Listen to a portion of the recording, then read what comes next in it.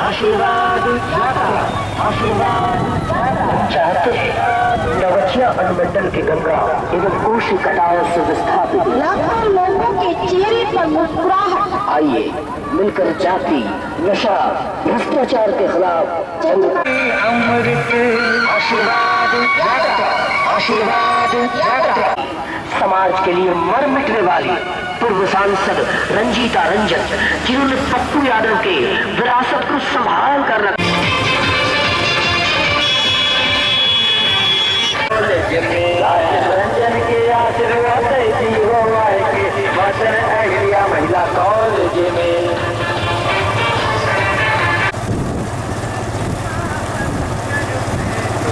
वतन का कर जाएंगे।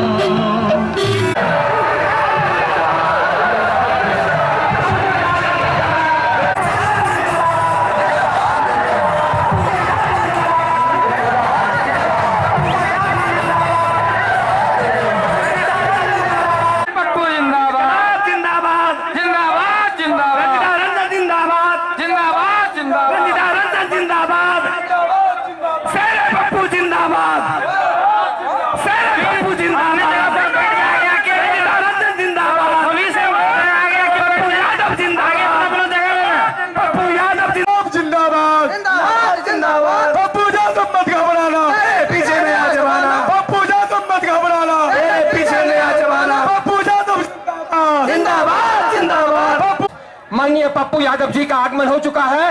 माननीय पूर्व सांसद माननीय रंजीत रंजन जी का आगमन हो चुका है। हम तमाम लोगों से जोरदार ताली से इनका स्वागत करते हैं। आज जितने भी हमारी जनता, किसान, मजदूर भाई है,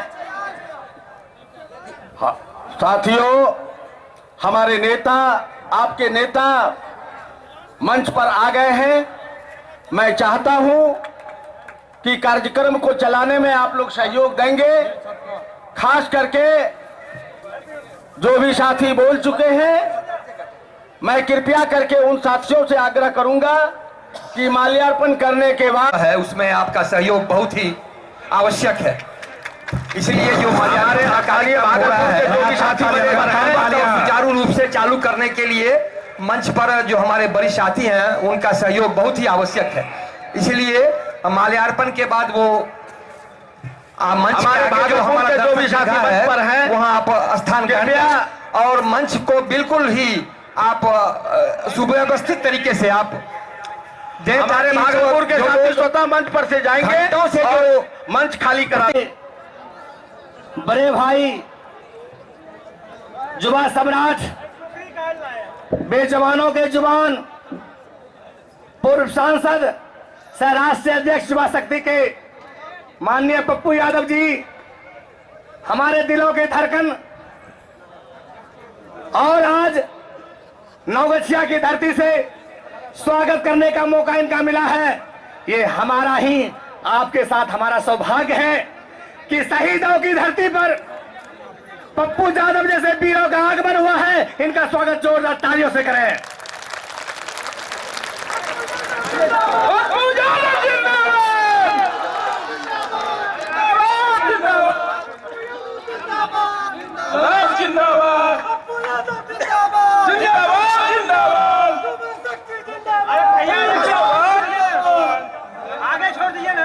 कृपया सभी लोग बैठ जाएं और मैं चाहूंगा कि सामने से हट जाए। हमारे एमपी साहब को सभी लोग देखना चाहते हैं। पत्रकार महोदय भी सामने हैं, कृपया फिर ना लगावें और सामने से हट जाए। कृपया हमारे एमपी साहब को सभी लोग देखना चाहते हैं। हमारे जो दोस्त हैं, भाई हैं, कृपया माला को भी हटा दे सामने से, चूंकि हमारे बीच मैं समय चुके लक्ष्मण रेखा में मुझे बांध दिया गया है, लेकिन मैं पप्पू यादव जी के लिए 1400 किलोमीटर से आया हूं। 1 मिनट और लूंगा। मैं कहा सांसद साहब को, ये नवगछिया की जो धरती है, ये शहीदों की धरती है। आप चल करके आए हैं हमारे विस्थापितों के लिए, हमारे युवाओं के लिए, आंसू को पोंछने के लिए और सम्मान देने के लिए। तो नवगछिया की धरती भी आपके साथ इस वादे के साथ है कि मरते मरते मरना सिखा के चल दिए, गोलियां पिस्तौल की सीने पे खा के चल दिए, उसका नाम नवगछिया है। और आपने के जो दिल में दर्द है, ठेस है, पीड़ा है, और जो आप हमारे बीच चल करके आए हैं इन बुजुर्गों का आशीर्वाद लेने के लिए। इन बुजुर्गों ने कहा हमरा पप्पू कखनी आते। 1 घंटा से कह रहे एमपी साहब कि हमरा पप्पू कखनी आते। कलिए तोरो पप्पू समय पियते रुकते न, ओकरा बिहार न रोका पा रहे, देश न रोका पा रहे। ये नवगछिया का सौभाग्य है। दोस्तों, समय को देखते हुए मैं एक अनुरोध करूंगा। माना अखिलेश जी मुखिया संघ के अध्यक्ष, कृपया आप मंच पर आ जाए। हमारे चंद्रशेखर जी, राजद जिला अध्यक्ष नाथनगर, आप मंच पर आ जाए। और खास करके जब परसों एमपी साहब का संदेश मिला, भाई दमदम यादव ने, पहाड़ी बाबा ने फोन किया कि एमपी साहब आ रहे हैं। लोग कहते हैं एमपी साहब एक बात बता दूं, नवगछिया आपको वैसे चाहती है जैसे मरने वाला जी चाहता है। इसलिए इस चीज को आप गले लगाए हैं। ये दुर्भाग्य गोपालपुर का कि गजब सा तेरे शहर का दस्तूर हो गया। नवगछिया का दुर्भाग्य है कि गजब सा तेरे शहर का दस्तूर हो गया। जान मजदूर, छात्र, युवा और अनुमंडल के कोने कोने से आए हुए जो क्षेत्र की ज्वलन समस्या है, पिछले 20, 25, 30 सालों से जो एक क्षेत्र की गहन समस्या है, उसके निदान के लिए जिसके जहन में, जिसके जमीन में एक जज्बा था कि हम विस्थापितों की समस्या को हम निदान कराएंगे, वही शख्सियत आज आपके बीच वर्षों की यातना सहने के बावजूद भी, जो गंगा और कोसी के कटाव से ग्रसित लोग हैं, विस्थापित लोग हैं, जिसका आज तक कहीं कोई ठाव ठिकाना नहीं है, बिल्कुल बंजारे की तरह अपने जीवन को निर्वासित कर रहे हैं। इसी अभियान के तहत हमारे युवा शक्ति के राष्ट्रीय अध्यक्ष जेल में रहने के बावजूद भी, षड्यंत्र के तहत जो इन्हें जेल भेजा गया था, बावजूद आपके इलाके के कल्याण के लिए, आपके इलाके के विकास के लिए, आपके इलाके के उत्थान के लिए युवा शक्ति का इन्होंने गठन किया। पूरे बिहार में इनका एक संगठन का स्वरूप, लेकिन हमारा निदान नहीं हुआ। बंधुओं, वतन की जो हालत बताने लगेंगे, सूबे की जो हालत बताने लगेंगे, तो पत्थर भी आंसू बहाने लगेंगे। कहीं भीड़ में न खो जाए इंसानियत, जिसे ढूंढने जमाने लगेंगे। हालात ये है, कहां जाएं, किस रावण के पास जाएं, किस लंका को दहन करें, स्थिति यह है। हम ज्यादा वक्त आपका नहीं लेते हुए पुनः युवा शक्ति के राष्ट्रीय अध्यक्ष और पूरे बिहार के अरमान, आशा की उम्मीद भाई पप्पू यादव जी का पुनः हार्दिक अभिनंदन करता हूं। धन्यवाद। एक बार हमारे साथ स्वर में स्वर मिला के, इनकलाब जिंदाबाद। अब जोर से मुट्ठी बांध के अपनी ताकत का आजमाइश कीजिए। इनकलाब जिंदाबाद, इनकलाब जिंदाबाद, युवा शक्ति जिंदाबाद, युवा शक्ति जिंदाबाद, भाई पप्पू यादव जिंदाबाद, भाई पप्पू यादव जिंदाबाद, धन्यवाद।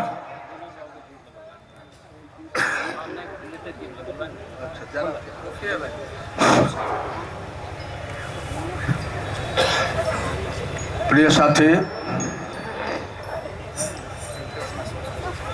समय बहुत कम है। बहुत साथियों को बुलवाने की इच्छा थी, हमारे प्रदेश अध्यक्ष भी नहीं पहुंच पाए हैं, बहुत पहुंच ही रहे हैं युवा शक्ति के, और हमारे नेता के पास फिर इनको लौटना है 3 बजे। बड़ी कशमकश परिस्थिति है। इच्छा रखते हुए मैं 1-1 मिनट का समय देता हूं। धन्यवाद ज्ञापित करेंगे, आशीर्वाद देंगे हमारे नेता को 1 मिनट में। और इसके लिए मैं पहले शंकर सिंह बघेला 1 मिनट आशीर्वाद देंगे हमारे नेता को। 1 मिनट। कहाँ है शंकर?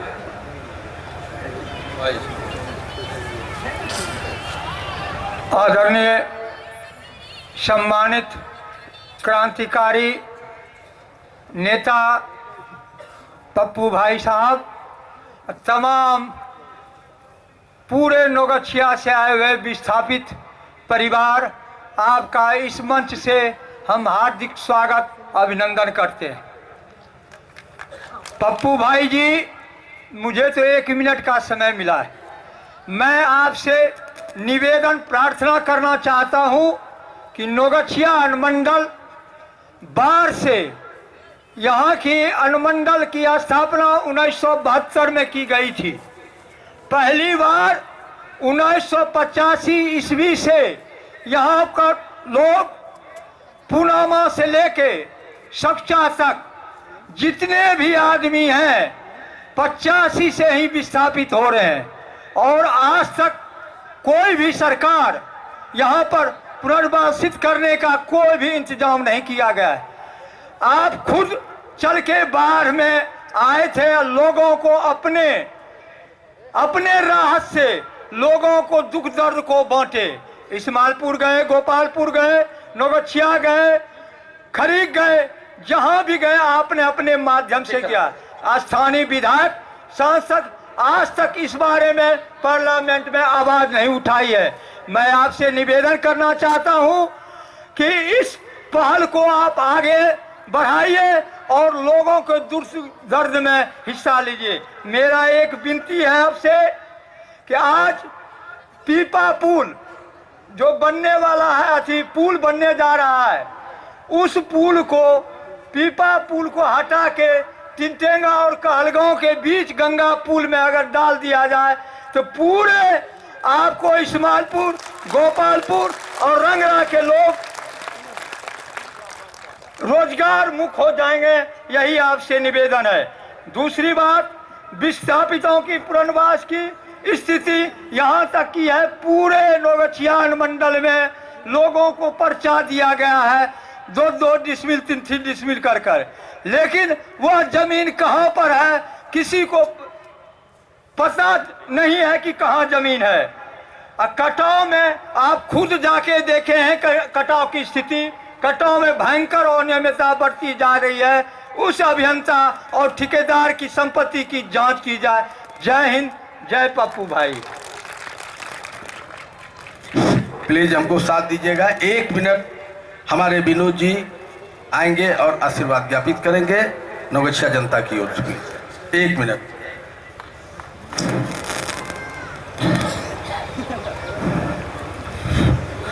आदरणीय अध्यक्ष महोदय और हमारे पूर्व सांसद पप्पू यादव जी, समुद्र में जब लहर उठता है तो तूफान भी उसे नहीं रोक सकता है। सांसद पप्पू यादव दलित और पिछड़ों का जो आवाज 20 साल से बने हुए हैं, कोई मायका लाल इस आवाज को दबा नहीं सकता है। सारे आम आवाम का आशीर्वाद इनको है और इनसे आग्रह है हम सारे गोपालपुर वासियों का कि वो बराबर इनके सुख और दुख में भागीदारी बने। जिस प्रकार की आप पूर्णिया में अगर सुई गिरता है तो उनका आवाज दिल्ली के सांसद भवन में गूंजता है, वैसे ही यहाँ के दलित पिछड़ों गरीबों का आवाज दिल्ली के सांसद भवन में गूंजे। क्योंकि यहाँ कोई नेता और लीडर नहीं है। नेता लीडर जब चुनाव आता है तब वो मगरमच्छ के तरह नजर आते हैं। चुनाव खत्म होने के बाद कोई नजर नहीं आते हैं। जनता बिलबिलाती है, हमारा नेता कहाँ है, हमारा नेता कहाँ है, और नहीं मिलता है। निराश होके वो कभी किसी के दरवाजे पर, कभी किसी के दरवाजे पर, अफसरशाना के दरवाजे पर जाते हैं, उसको जूता मार के भगाते हैं, अपमानित करके भगाते हैं। तो अनुरोध है हमको हमारे सांसद से कि वो कम से कम यहाँ भी ध्यान दे। यहाँ के जनता जो अपमानित हो रहे हैं, अपमान का घुट पी रहे हैं, उनको कम से कम सम्मान दिलाने का काम करें, यही आग्रह है। जय हिंद, जय भारत, जय भारत। 1 मिनट चाहेंगे कि हमारे दमदम भाई भी इनको आशीर्वाद ज्ञापित करें, धन्यवाद ज्ञापित करें। नवगछिया की ओर से हमारे दमदम भाई जी और प्रभु यादव जी।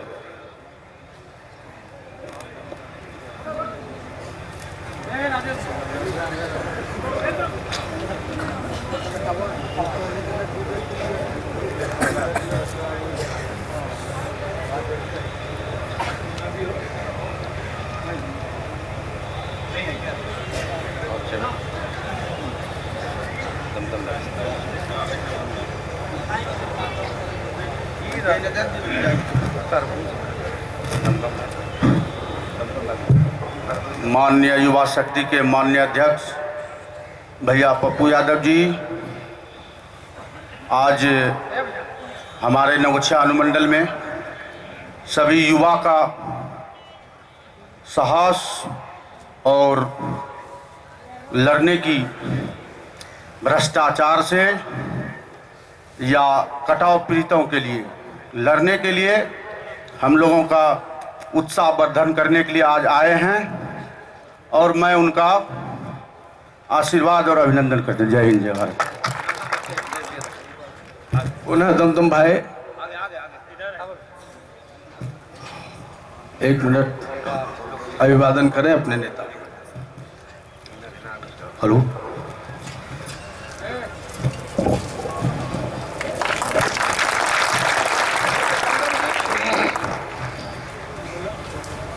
माननीय हमारे पूर्व सांसद महोदय राजेश रंजन उर्फ पप्पू यादव जी आज हमारे इस धरती नवगछिया की धरती पे पधारे हैं।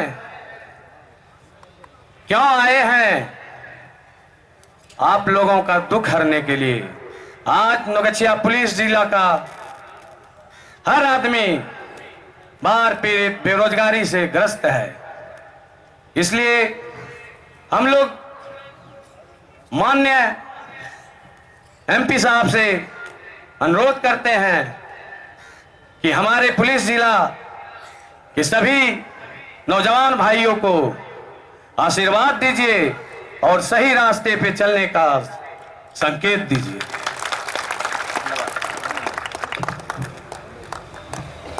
जय हिंद। हमारे जिला पार्षद रिंकू राज जी नाथनगर 1 मिनट अभिवादन करते हुए अपनी बात को रखेंगे।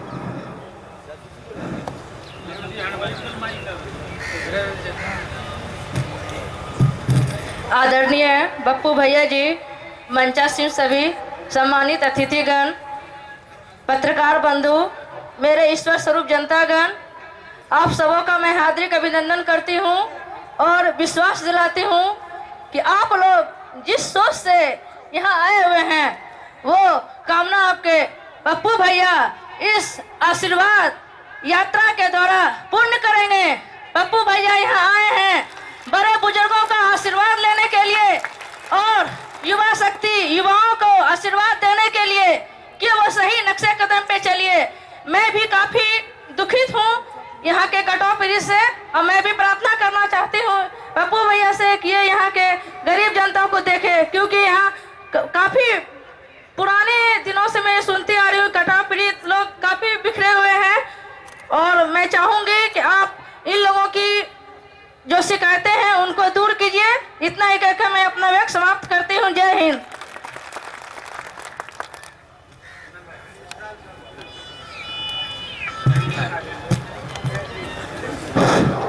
अब हमारे 1 मिनट में हमारे युवा शक्ति के पुराने हमारे बहुत पुराने जिला के अध्यक्ष राजधानी जिला के अध्यक्ष साहिल भाई आइए।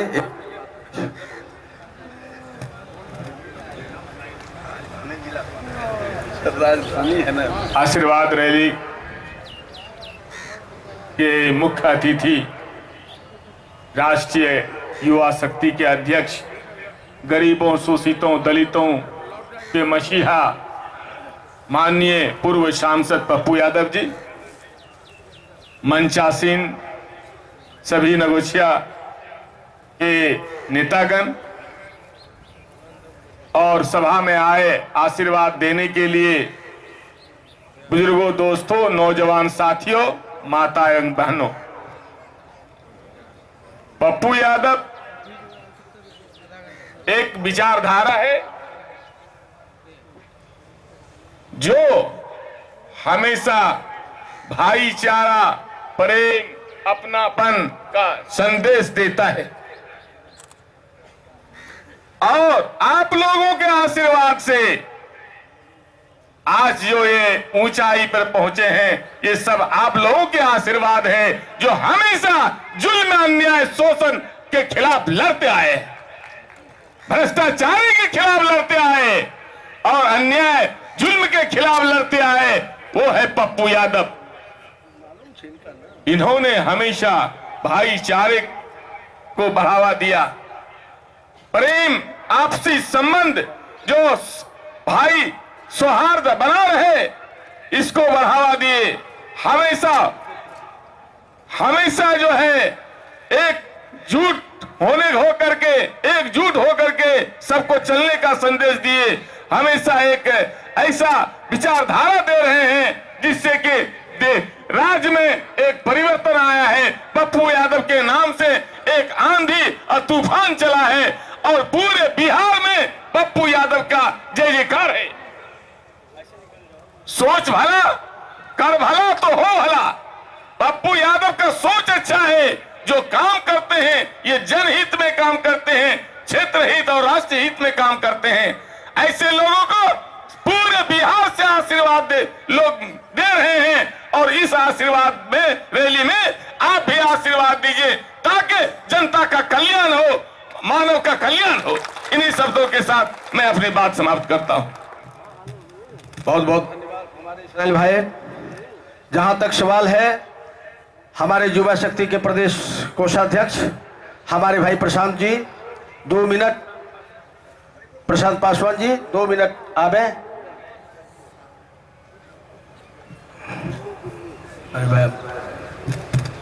सबसे पहले यहाँ मौजूद माननीय सांसद जी एवं युवा शक्ति के राष्ट्रीय अध्यक्ष को मेरा प्रणाम तथा यहाँ मौजूद सभी लोगों को मेरा प्रणाम। मैं भी कुछ ही दिन पहले युवा शक्ति का कोषाध्यक्ष चुना गया हूँ और ये बहुत मेरे लिए गर्व की बात है कि नेताजी ने मुझे इस काबिल समझा और मुझे ये पद दिया गया है। तो हम युवा शक्ति के जितने भी कार्यकर्ता और लोग इस पार्टी से जो जुड़े हैं, हम ये कसम खाते हैं कि ये आशीर्वाद यात्रा का जो भी मोटिव है, बुराई, नशा और भ्रष्टाचार के खिलाफ हमें मिलकर लड़ना है और इसके लिए हमें आप लोगों का आशीर्वाद चाहिए। धन्यवाद। अब मैं 1 मिनट के लिए हम अपने नेता का समय, अभी वर्तमान मदन अहिल्या महिला कॉलेज के प्राचार्य श्रीमती निशा राय जी से आग्रह करूं। हिंदुस्तान के मालिक है, उस पत्रकार को लगा वाह रे वाह, हिंदुस्तान के नौकर के लिए शहर को रोका जाता और हिंदुस्तान की मालिक की स्थिति यह है। और वहीं से वह दिल्ली में जिन कामों से आया था ना किसी से मिला और वहीं से लौट करके वो अपने विदेश चला गया और कहा आज के बाद हिंदुस्तान में मैं कभी नहीं आऊंगा। आखिर क्यों? ये आप हमें बताएंगे ना किसकी इज्जत होती इस हिंदुस्तान में, कब बनी? आज मैं आपके बीच हूं। मैंने कोई है अलाउद्दीन का चिराग नहीं पप्पू यादव की आकर के कुछ कर देगा, लेकिन मैं आपको महसूस किया, मैंने शुरू से मैंने देखा। आपने तो बनाया सभी लोगों को इस नौगछिया में, लेकिन हुआ क्या? सरकार बनी, सरकार सबकी बनती है, आप हमेशा जात और धर्म किस पर आप वोट देते हैं? आपका इतिहास क्या है और आप आज हैं कहां? जिंदगी आपकी कैसी है? हमने तो इन बातों को यदि हम मन में लाते हैं तो मेरे दिल में बहुत सारे कसक होते हैं। आप पुनः उसी बात को करिएगा, आप पुनः जात को वोट दीजिएगा। एक रैली पहले भी हुई थी यहां, किस बात की रैली थी? धिक्कार की, अहंकार की, एक दूसरे को गाली देने की, या आम आदमी की? आम आदमी के लिए कब रैली हुआ? आम आदमी की तरक्की की बात किसने की? आम आदमी की तरक्की का मतलब क्या? 100 साल पहले यह ग्रैंड टैंक रोड बना है। मैं नीतीश जी से पूछना चाहता हूं, सड़क और बिजली आम आदमी का तरक्की है? यह रोड 6 साल पहले बना। इस रोड के बगल में गंगा और कोसी दोनों बहता है। सैकड़ों साल से इस सड़क के बगल रहने वाले लोग खाने के लिए तरस जाते हैं, अस्पताल के लिए तरस जाता है, पढ़ाई के लिए तरस जाता है। हम आपसे जानना चाहते हैं, क्या सड़क आम आदमी की तरक्की कर दिया? क्या गोपालपुर और नौगछिया के लोग, जी गोपालपुर गंगा में रहने वाले या कोसी में कटाव रहने वाले लोग, जिसके पास 100 बीघा 50 बीघा जमीन हुआ करता था, जिसके पास 200 बीघा जमीन था, आज 2 बीघा जमीन उसके पास नहीं है, 5 बीघा 10 बीघा जमीन नहीं है, बरसों से सड़कों के किनारे शरण लिया हुआ है। क्या यह तरक्की है? तरक्की का मतलब क्या होता है हिंदुस्तान में? तरक्की का मतलब सिर्फ यह थोड़ी होता है। कितने लोग इस हिंदुस्तान में पटना जाएंगे यहां से, घर में खाना नहीं, मजदूर बीमार पड़ता है लेकिन एक दिन की मजदूरी छोड़ के नौगछिया नहीं आना चाहता है नीतीश जी। पटना जाने के लिए कौन सा मजदूर तैयार है? यह जो इलाका है खरीक और नौगछिया का, कभी आपने सोचा है कि यहाँ के किसान क्या फसल पैदा करते हैं और वो फसल पैदा करके कब पटना जाएंगे? सवाल आप उठाते नहीं हैं, आप सवाल करते हैं कि हम आम आदमी को पुल अन्य चीजों से जोड़ेंगे। आम आदमी की तरक्की है उसकी आर्थिक उन्नति, आम आदमी की तरक्की है उनका बौद्धिक विकास, आम आदमी की तरक्की है 40,000 रुपया, 10,000 से 40,000 रुपया परिवार में कैसे उसकी स्थिति मजबूत हो। आम आदमी की तरक्की है जब जिस स्कूल में राष्ट्रपति का बच्चा जिस टीचर से पढ़ेगा उसी तरह के शिक्षा नौगछिया के गांव में भी यदि अच्छे शिक्षक के द्वारा होगा तो आम आदमी की तरक्की का एक निश्चित रूप से शुरुआत होगी। आम आदमी के तरक्की का मतलब है जिस अस्पताल में प्रधानमंत्री के बच्चे जिस अच्छे डॉक्टर से इलाज कराएंगे उसी तरह के डॉक्टर की व्यवस्था नौगछिया अनुमंडल में जब आम आदमी के लोग बिना किसी पीड़ा और आंसू के इलाज करा पाएंगे तो आम आदमी की तरक्की और खुशहाली की शुरुआत हो पाएगी। आम आदमी की शुरुआत यह है, आम आदमी की शुरुआत है कि एक परिवार में कम से कम जो गरीब के बच्चे हैं यदि वो IAS की नौकरी ना करे तो कम से कम उसको 10,000 रुपया का लघु उद्योग, कुटीर उद्योग या छोटा व्यापार या चपरासी की नौकरी या क्लर्क की नौकरी या टीचर की नौकरी, यदि एक परिवार में हम एक सरकारी नौकरी या छोटी व्यवस्था करते हैं जिससे परिवार संपन्न और खुशहाल रह सके, जिससे भीख मांगने की नौबत ना हो, जिससे मजदूरी करने की नौबत ना हो, खैरात लेने की नौबत ना हो, तो मैं समझूंगा कि आम आदमी की तरक्की और समाज तरक्की करता है। आज आम आदमी कैसे जीता है? आम आदमी जीता है मनरेगा पर, आम आदमी जीता है नरेगा पर, आम आदमी जीता है मिड डे मील पर, आम आदमी जीता है अंत्योदय पर, आम आदमी जीता है अन्नपूर्णा पर, आम आदमी जीता है आंगनबाड़ी के भोजन पर।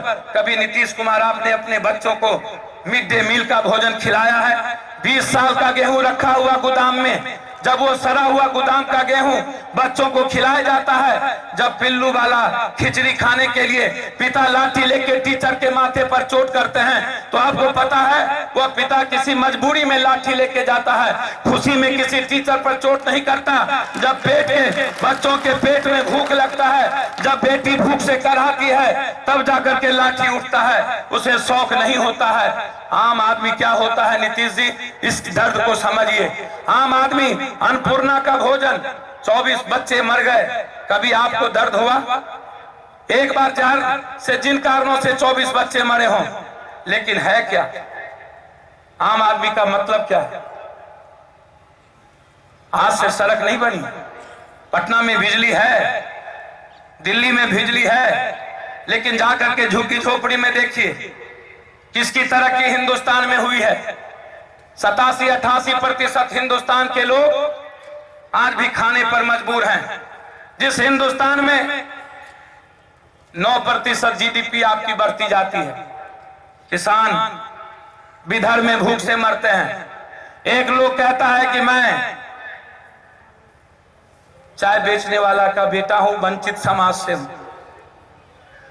क्या मुरारजी भाई इस देश का गरीब प्रधानमंत्री नहीं बना? क्या अटल बिहारी वाजपेयी इस देश के गरीब और चौधरी चरण सिंह देवेगौड़ा इस देश में गरीब प्रधानमंत्री नहीं बना? और बना गरीब तो क्या तरक्की हुई? इस देश में और लोग मुख्यमंत्री नहीं बने। एक लोग कोई कहता है कि हम 4-5 सालों में 5 दिन गरीब के घर में खाना खा लेंगे तो हम समझेंगे गरीबों के दर्द। आजादी के बाद से आज तक ना जाने कितने नेता गरीबों के घर में जाके खाना खाया, ना जाने कितने लोग चाय पीछे, कोई चपरासी के कोख से तो कोई किसी के कोख से, लेकिन यह किसकी तकदीर कहां किसी ने बदली? ऐसा नहीं है। हेमवती बहुगुणा से लेकर के कल्याण सिंह भी मास्टर, राजनाथ सिंह भी मास्टर, मुलायम सिंह भी मास्टर, करुणानिधि भी मास्टर, ममता बनर्जी भी गरीब। हिंदुस्तान में आज गरीब नहीं कोई देश का शासक करने जा रहा है। हिंदुस्तान में ना जाने कितने गरीब लालू यादव हो, बहुत सारे लोग, जननायक कर्पूरी ठाकुर जी, लेकिन सवाल वही है, सवाल है कि आम आदमी की स्थिति इतनी बुरी क्यों है? सवाल है कि आज भी देश का 87% आदमी दुनिया के हर सुविधा से वंचित क्यों है? सवाल है आज भी देश का 80% आदमी बड़े स्कूलों में पढ़ने से वंचित क्यों है? सवाल यह है कि इस देश में 70 लाख आदमी जो सिर्फ गरीब होते हैं वह हर साल मर जाता है, सिर्फ पैसे के अभाव में उसका इलाज नहीं होता। इस देश का 30,000 आदमी भूख से मर जाता है जिसे अनाज नहीं मिलता। इस देश का 17,000 आदमी कर्ज लेकर के हर साल मरता है। 5,000 2,000 रुपया कर्ज लेकर के आत्महत्या करने वाला देश भारत। जिस भारत में कर्ज पर लोग मरे, जिस भारत में भूख से लोग मरे, जिस भारत में पैसे के अभाव में बीमारियों से, भारत सरकार के सर्वे के मुताबिक 70 लाख लोग, मेरे सर्वे के मुताबिक 3 करोड़ से ऊपर हिंदुस्तान की आबादी, जो सिर्फ गरीब का बच्चा होता है उसकी मौत हो जाती है। उस हिंदुस्तान में कभी यह नारा दिया जाता है कि गरीब प्रधानमंत्री होगा, तो कभी यह कहा जाता है कि गरीब के घर में हम सो करके खा लिए। और आप कभी सोचते हैं, आप कभी समझते हैं कि क्या स्थिति है इस समाज की? मैं आपसे जानना चाहता हूं, नहीं आप सोचते हैं। क्या हाल है आपके भ्रष्टाचार का? कहां है आज आप लोग? हिंदुस्तान कहां था? हिंदुस्तान की शुरुआत, हिंदुस्तान के इतिहास में हिंदुस्तान की आजादी की शुरुआत किस बात को लेकर के हुई थी? लोग इस व्यक्ति को हंसते और मुस्कुराना देखना चाहते थे। लोग इस हिंदुस्तान के अंतिम व्यक्ति के घर में आईएएस और आईपीएस उसके बच्चों को देखना चाहते थे। नौगछिया के गांव के घर में एक निषाद के गांव घर में क्या कोई जज बनने के लायक नहीं? हम जानना चाहते हैं। प्रवचन देने से, मंच पर बोलने से क्या हो जाएगा कुछ? आप हमको यह मत समझिएगा कि मैं किसी तरह की यहाँ पर राजनीति और भाषण आपको देने आया।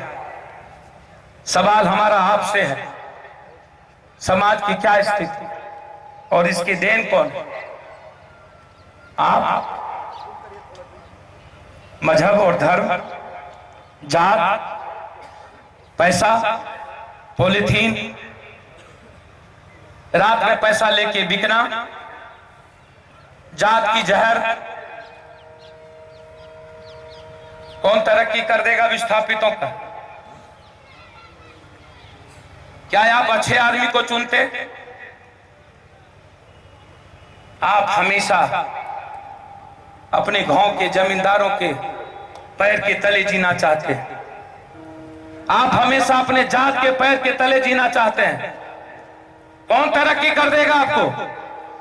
लोग कहता है भ्रष्टाचार नहीं रुकेगा, मैं कहता हूं भ्रष्टाचार रुकेगा। आप हम पर भरोसा करिएगा? नहीं करिएगा, नहीं करिएगा कि इसलिए कि मैं जात नहीं हूं, इसलिए कि मैं सिर्फ विद्रोही हूं, इसलिए कि हम सिर्फ जीना जानते हैं, हम दलाली करना नहीं जानते। आपके नेता हैं दलाल, सेवक आपको पसंद नहीं। जिस देश को बुद्ध पसंद नहीं, जिस देश को कबीर पसंद नहीं, जिस देश को मोहम्मद पसंद नहीं, जिस देश को ईसा पसंद नहीं, जिस देश को अशोक पसंद नहीं, उस देश को पप्पू कैसे पसंद हो जाएगा? पप्पू जिंदाबाद!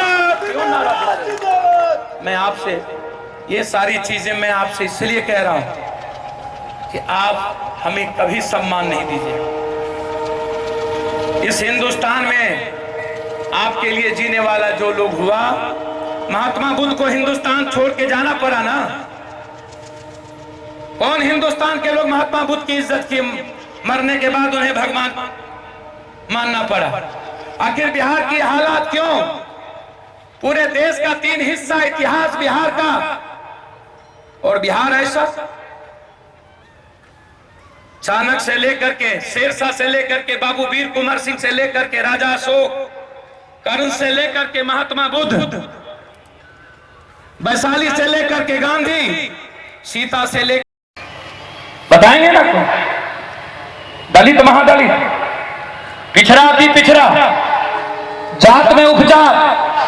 आप यदि संपूर्ण इंसान के लिए जी रहे थे तो फिर इस बात की जरूरत क्या थी? हर घर में शराब, इंसान के लाश पर जीडीपी बढ़ाइएगा नीतीश जी आप। पूरे संपूर्ण बिहार को मार करके आप बिहार की तरक्की की कल्पना करते हैं। नौगछिया में कोई गरीब के अस्पताल में जाकर के इलाज करा सकता है, वो बचेगा? मैं तो अपील करता हूं कि बिहार के किसी डॉक्टर से आप लोग इलाज मत कराइएगा।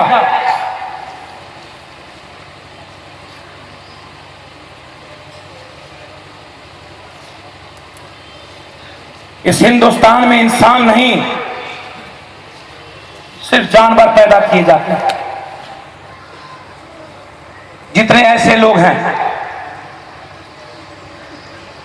यदि इंसान होते तो डॉक्टर जीता आम आदमी के लिए, इंसान होता तो वकील जीता आम आदमी के लिए, इंसान होता तो राजनीति करने वाला व्यक्ति मोहब्बत करता सारे इंसानों से, इंसान होता। कौन ऐसा व्यक्ति है जो हाथ उठा के कह सकता है कि उसके पड़ोसी से उसको बनता है इस भीड़ में? कौन ऐसा व्यक्ति है जो ये कह सकता है कि हाँ मुझे इतिहास में बना है? हमको कोई बता है क्या हुआ तरक्की?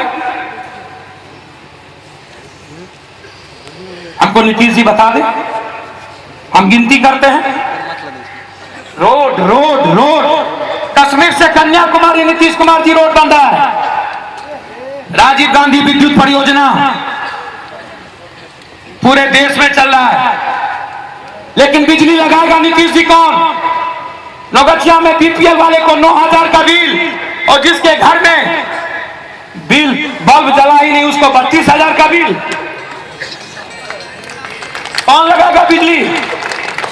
पैसे कहां हैं जो बिजली लगेंगे? मैट्रिक जाते जाते मजदूरी और किसान करने वाले बच्चे अपने बच्चे को घर बैठा लेते हैं कि मेरी औकात नहीं। कोई किसान यदि IAF BA कर भी लिया तो BBA MBA BCA technical education नहीं करा सकता। हमको नीतीश कुमार जी बताएंगे ना, 7-8 सालों में एक भी 10 महादलित का नाम नीतीश कुमार बताओ। 10 महादलित का नाम, 10 अति पिछड़े का नाम नीतीश कुमार मैं चैलेंज करता हूं। अब हमको बताइए, 8 सालों में जिसको नौकरी दिया हो आपने, वो भी टेक्निकल के एजुकेशन से, बेच करके मास्टर बनाना। एक तरफ आप बेच करके जबरदस्ती मास्टर बनाते हो और उस मास्टर से आप बिहार का नींव को मजबूत करना चाहते हो। हम टीचर की बुराई नहीं करते, लेकिन आप हमको बताइएगा नहीं, जिस टीचर को A और Z लिखने नहीं आएगा उसमें आपका बच्चा क्या पढ़ पाएगा? हमको बताइएगा ना, हमको कोई तरक्की बताएगा ना। एक बार आपने कहा कि मैं मर जाऊंगा, टीचर को पैसा नहीं दूंगा। लाठी से पूरे बिहार को आपने मार दिया, पूरा पत्थर चली। खगड़िया में मनोहर जी, नरेंद्र त्यागी जैसे सैकड़ों हजारों लड़कों पर केस हुआ। उसके बाद आपका बयान आया, इस शराब में इस बार हमको 6,000 करोड़ का सरप्लस हुआ, इसलिए 3,000 रुपया तनख्वाह हम बढ़ा रहे हैं। इसका मतलब है मास्टर साहब आप लोग और 12,000 सरप्लस कर दीजिए ताकि आपका तनख्वाह और 6,000 हो जाए। शराब के पैसे से जो मास्टर साहब तनख्वाह लेंगे, क्या उस मास्टर साहब से आप अपने बच्चे को पढ़ाइएगा? यह है बिहार, और हमसे आप उम्मीद क्या करते हैं? क्रांति, भगत सिंह तो पप्पू यादव हो सकता है, मां मदर टेरेसा भी हो सकता है, लेकिन आपके बगैर दुनिया, आम आदमी के बगैर क्या बड़ी लड़ाई लड़ी जा सकती है? बताइएगा। नरेंद्र मोदी, नरेंद्र मोदी, चाय चाय चाय चाय चाय।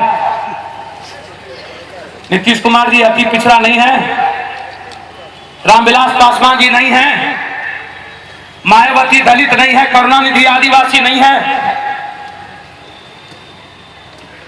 पत्रकार जी, यह है छत्तीसगढ़। मैं जानना चाहता हूं, 15 साल बीजेपी की सरकार, सबसे ज्यादा राइफल और गोली और बंदूक गरीबों के हक में छत्तीसगढ़ में क्यों? 15 साल बीजेपी की सरकार, सबसे ज्यादा शोषण पिछड़ों और गरीबों का छत्तीसगढ़ में क्यों? 15 साल। ये इंडिया टुडे मेरा नहीं है, ये बीजेपी का इंडिया टुडे है, और उसने लिखा है, रमन सिंह जी से कहा 151 आदिवासी बच्चे को कौन टॉप, आम टॉप की कौन टॉप, नहीं छोटका क्या कहते हो, टैबलेट बांट के कहा कि मैंने क्रांतिकारी काम किया। 111 आदमी कुछ नहीं किया, सबके सब आदिवासी थे, सब फेल कर गए, और 111 आदमी पुनः जाकर के नक्सलिज्म में ज्वाइन कर लिया, राष्ट्रपति से पुरस्कार दिला दिया। यही है बीजेपी, झूठ को सच करना बीजेपी का सबसे बड़ा मुद्दा है। झूठ को सच। नरेंद्र जी तरक्की करना चाहते हैं, सबसे ज्यादा कुपोषण गुजरात, सबसे ज्यादा आदिवासी और पिछड़ों की अशिक्षा गुजरात, सबसे ज्यादा लाश के ढेर पर गुजरात, विदर्भ में भूख से 400 लोग मरे, नरेंद्र मोदी नहीं गए। छत्तीसगढ़ में 30,000 नक्सलिज्म में गरीब मारा गया, नरेंद्र नहीं गए। देश में 30,000 भूख से मारे गए, नरेंद्र नहीं गए। 3,92,000 के बाद हिंदू और मुस्लिम आतंकवाद में लोग मारे गए, नरेंद्र नहीं गए। एक एमपी को जला दिया गया गुजरात में, नरेंद्र नहीं गए। नरेंद्र मोदी हरीन पांड्या को मरवा दिया आपने, उसके घर पर आप नहीं गए। फिर बिहार में आपको 6 लोग कैसे याद आ गया राजनीति करने का? 24 लोग बच्चे, सिर्फ गरीब का बच्चा छपरा में मरा। ना नरेंद्र गए, ना सुशील गए, ना अस्थि निकली। धमारा में 32 निषाद और अति पिछड़ी जाति के लोग मर गए ट्रेन में कट के। नहीं नरेंद्र गए, ना सुशील गए, ना नीतीश गए। तब भी अस्थि कलश नहीं निकला। इनकाउंटर में बेतिया में 9 लोग मरे, तब भी नहीं गए। नवादा में 7 लोग मरे, तब भी नहीं गए। गोपालपुर में भूख से, बाढ़ से 7 लोग बिलख के, सांप काट के मर गए, तब भी नहीं गए। तब आपको अस्थि कलश नहीं याद आया। याद आया जब राजनीति करने की बारी आई और बिहार को जलाने की बारी आई, तो आपको बहुत याद आ गया। नरेंद्र जी आप कितने वीर बांकुरा। 1 महीना 28 दिन गुजरात में दंगा हुई, आप एक दिन घर से नहीं निकले। बिहार में 7 बम फूट गया, 18 बम मिल गया और आप मंच पर चले गए। बारे बार नरेंद्र जी। नीतीश भैया नौगछिया में 1 पटाखा फूटता है तो पुलिस कहती है उधर नहीं जाने देंगे। आपके यहाँ 7 बम फूट गया तो आप नरेंद्र को मंच पर जाने दे दिए। चोर चोर मोसेरा भाई, हमारा ब्याह में तू नटवा, तोरा ब्याह में हम नटवा।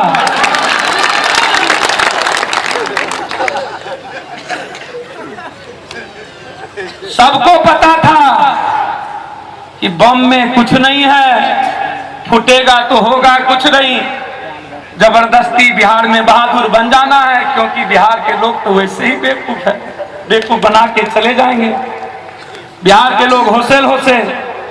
जब विदेश में गणेश भगवान को जबरदस्ती दूध पिला के पूरा देश के लोगों को सड़क पर ही उतार सकता है, तो भैया जबरदस्ती का बम फोड़वा के पैसा से ये कुछ कर सकता है। बताओ ना हमको। यदि मैं तो कहता हूं आपको पत्रकार जी, यदि एक बम में ताकत होती और 10,000 लोग बिहार में मर गए होते, देश बचता?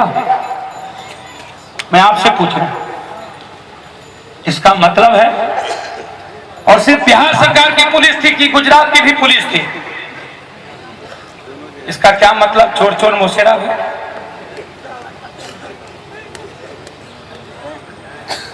तुम भी खेल, हम भी खेलें, मिल के दोनों ठके। हम सेकुलर, तुम नॉन सेकुलर। गरीबी खत्म कर सकते हैं नीतीश जी, नरेंद्र जी, हम आपका पैर धर लेंगे। भ्रष्टाचार खत्म कर सकते हैं इस देश से।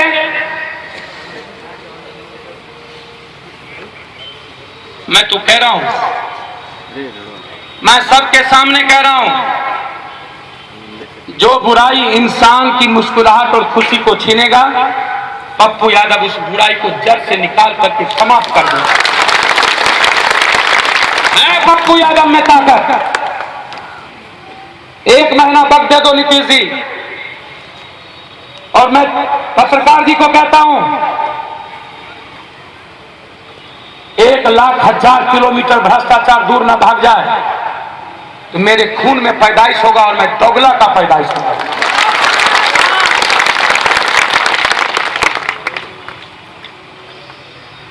गरीबों की खुशी छीनने का पप्पू यादव का बाप हो या दुनिया का कोई ताकतवर आदमी,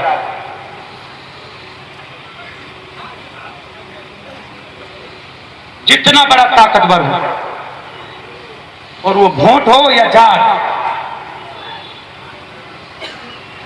यदि वो बुरा है तो उसे अच्छा होना पड़ेगा।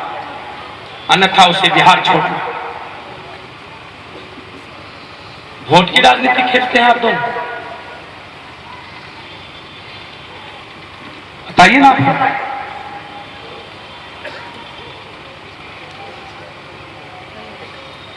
बड़ी बड़ी बातें हो रही है देश में। आज कार्ड बट रहे हैं 4 साल 8 साल के कार्ड बांटेंगे। शाही शिक्षा मंत्री, कृषि मंत्री नरेंद्र सिंह, जो कभी नरेंद्र को भगवान कहता, कभी नीतीश को अल्लाह।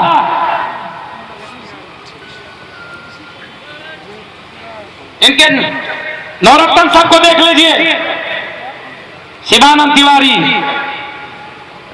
शाही, नरेंद्र सिंह, इनके नवरत्न सबको देखते चलिए, जिनको जिंदगी के मूल्य का कुछ पता नहीं।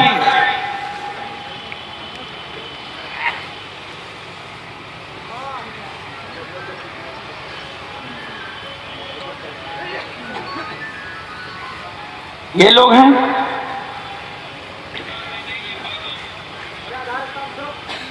मैं तो हम आ रहे थे तो हम पूछ रहे थे विस्थापितों की लड़ाई कैसे लड़ी जाए, हमको आप बताइए ना। नौगछिया खरीक में सबसे ज्यादा खेती मक्का की। हम मकई खाई छिए तो गरीब भा गए, और मॉल में पॉपकॉर्न खाई छे तो अमीर भा गए। यहाँ मकई का उबाल के अलावा दिल्ली के सिनेमा हॉल में 150 रुपया में 10 पैसा के मकई 250 में 150 में, और यदि हमें डीएलएफ के मॉल में सिनेमा हॉल में खेबे तो हम बड़का अमीर के बेटा, और वहां यदि नौगछिया में खेते तो धुई के छुथर। हमें यदि एते शकरकंद खेली अलुआ तो धुई तो खत्म छे, कोनो कर्म के नहीं। एरा घर दरिदर छे। यदि यही अलुआ शकरकंद दिल्ली में नींबू छीट करके पप्पू यादव का बेटा खाएगा तो स्टैंडर्ड होगा। पहले जमीन के जो दलाली करे रहे वो दलाल रहे, आप जमीन के दलाली करे वाला रियल एस्टेट की करे छो, रियल एस्टेट के रहे, इंग्लिश में रियल एस्टेट की करे छो, रियल एस्टेट के धंधा। बारे बा अभी निकले के बाद हमके लिए नया धंधा छे की होंगे।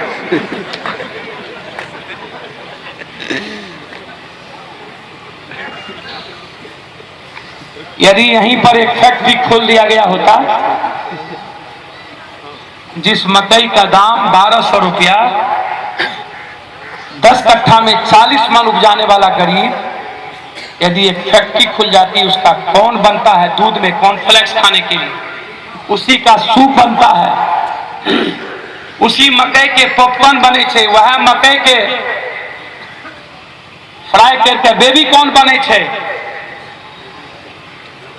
एक ही मकई का 11 चीज, एक जो 1100 रुपया मकई बिकता, यदि इस इलाके में फैक्ट्री खोल दिया जाता तो वह मकई का दाम कम से कम उस मकई 10 कट्ठे 40 मन मकई से उसके घर पर मारुति कार होता, उसका बच्चा मास्टर या कोई अच्छा नौकरी करता। आज तक आजादी के बाद कोई नहीं, कोई गरीब का बच्चा नहीं बना मुख्यमंत्री। माछ मखान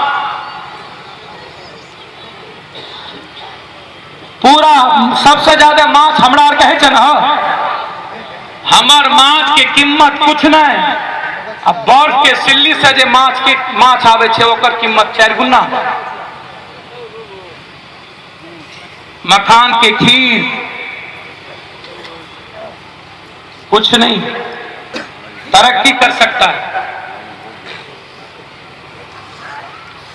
विस्थापितों की लड़ाई, आप कह रहे हैं कि पुल बनवा दीजिए, वो पीपा पुल खुले तो उधर बैठा दीजिए। हाँ बड़ी वोट टकरा देवे। कौन जहानाबाद में था, बाप मां छोड़ दिया, पेपर में पढ़ा अंशुमाला झा मरने वाली है। मैंने मैडम को यहां से उसको मैंने भेजा, मैडम को मैंने कहा जेवर बिक जाए चाहे जो चीज। डॉक्टर बात्रा को मैंने, तेहरान को मैंने फोन किया, मेदांता में मैंने कहा डॉक्टर तेहरान ये बचेगा या नहीं, मुझे हाँ या ना चाहिए। उन्होंने कहा बचेगा, लेकिन 9 लाख रुपया। मैं अपनी बहन सबसे आप पता कर लीजिए, मैं जब अपने बच्चों के लिए जी सकता हूं तो इसकी खुशी के लिए क्यों नहीं। मेरे भीतर हया, मैं तो कह रहा हूं, मैं लड़ना चाहता हूं विस्थापितों के, मैं लड़ना चाहता हूं कोसी कटाव और गंगा कटाव के सब चीजों के लिए। मैं दलाल और ठेकेदार को चैलेंज करना चाहता हूं, लेकिन वो ठेकेदार और दलाल आपके घर का ही बच्चा है। मैं किसके खिलाफ लड़ूं? वह लुटेरा आपके गांव और आपके समाज का ही बच्चा है। पीसी आपका विधायक और एमपी लेता है, लूट करके करोड़पति अरबपति बनने वाला, उसको आप एमएलए बनाते। बोरा का बोरा पैसा, उसको आप एमएलए बनाते। आप उम्मीद करते हैं किससे? हमको कोई बता दे, मंडल जाति और गंगोता जाति के लोग, कौन सा विधायक आपके घर में दीप जला दिया? हमको बता दे कोई। इस इलाके में सब के सब, चाहे वर्तमान हो चाहे भूत हो, सब के सब लुटेरे। लूट पे भी क्या किसी का सम्मान, किसी के घर में क्या कभी चिराग जलाया इन लोगों ने? लूट के भी जला लेता तो मैं समझता कि जलाया। नौजवान बदलिए, आपका आइडियल आसाराम बापू नहीं होगा, आपका आइडियल सत साईं बाबा बलात्कारी नहीं होगा, आपका आइडियल तेंदुलकर नहीं हो सकता। जो तेंदुलकर सत साईं बाबा को भगवान मानता, उस सत साईं बाबा को जाके पैर धो करके पानी पीता है ये लोग। वह तेंदुलकर जो सिर्फ अपने लिए खेला, देश के लिए कभी नहीं, वो आइडियल हो जाता है, उसको कोई भगवान बना देता है। वो अच्छा खिलाड़ी हो सकता है, भला आदमी हो सकता है, लेकिन वो आइडियल कैसे हो सकता? अपना फरारी देने की बात आई तो सोनिया नेहवाल को दिया, जिसके पास था उसी को दिया, किसी नौगछिया के गरीब को क्यों नहीं दिया? मैं नहीं कहता हूं कि तेंदुलकर बुरे इंसान हैं, मैं तो कह रहा हूं तेंदुलकर अच्छे इंसान हो सकते हैं। इस देश का सर्वश्रेष्ठ दुनिया का अच्छा खिलाड़ी हो सकता है, लेकिन नौजवानों का आइडियल विवेकानंद हो, नौजवानों का आइडियल सुभाष होगा, नौजवानों का आइडियल बटपेश्वर दत्त होगा जो भूख से मर गया, नौजवानों का आइडियल भगत सिंह का परिवार होगा जो भूख ठेला पर बेच करके अपने बच्चे का पंजाब में परवरिश करता। अमिताभ बच्चन कैसे हो जाए? थोड़े खोलता आसाराम, निर्मल बाबा, राम रहीम, लिपस्टिक लगा लो, लाल लगाए कि पीला, जाओ ठीक हो जाएगा पति। फिर 6 महीने बाद आया, बोला नहीं ठीक हुआ, कल के कब लिपस्टिक लगाए? कल के दिन में, कल के जाओ रात में लगाओ।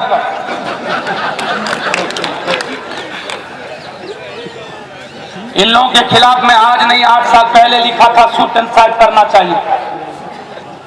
पप्पू यादव की कभी सरकार बनी, ऐसे भूत भभूत बाबा को किस भूत भभूत में हम डुबा देंगे पता भी नहीं चलेगा, जो समाज में आडंबर और कर्मकांड पर चले। अनिल अंबानी आपका आइडियल कैसे होगा? मुकेश अंबानी और बिल गेट्स आपका आइडियल कैसे होगा? आपको बदलना होगा, आप में प्रतिभा है, ताकत है बदलने। अब्दुल कलाम है अच्छे इंसान, भले आदमी हैं। मनमोहन सिंह दुनिया का सबसे ईमानदार इंसान है, और अब्दुल कलाम, लेकिन जो बुरा का बुरा ना कर सके, जो बुरा के खिलाफ जंग ना लड़ सके, मनमोहन सिंह जी, ऐसा क्या फायदा?